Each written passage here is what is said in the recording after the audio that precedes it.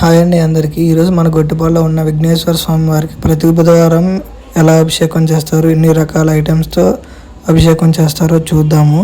ఈ అభిషేకం చూసిన అందరికీ మంచి కలగాలని, స్వామివారి అనుగ్రహం ఉండాలని కోరుకుంటున్నాను. ఇంకా స్వామివారి అభిషేకం అయితే చూసేద్దాం.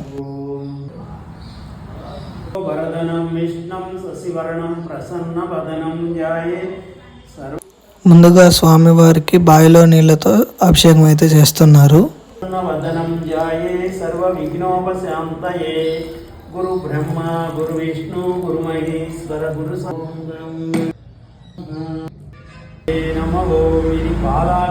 ఇప్పుడు వచ్చేసి పాలతో అభిషేకం చేస్తున్నారు. ఓం ఇది పాలాభిషేకం పంచముస్త స్థానం గణపతే నమః. ఓం పంచదారతో అయితే స్వామివారికి అభిషేకం చేస్తున్నారు. గణపతే నమః. ఓం నమః. ఓం వినాయక విఘ్నేశ్వర దేవాయ నమః. ఇది చక్కెర స్థానం దేవాయ నమః.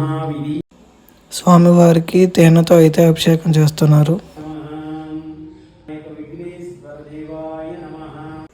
నెయ్యి అభిషేకం అయితే స్వామివారికి చేస్తున్నారు.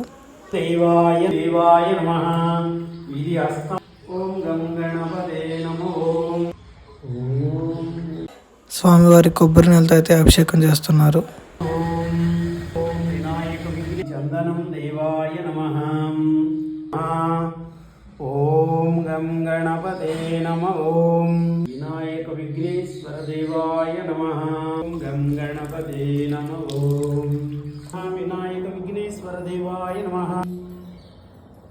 ఓం దేవాయ నమః.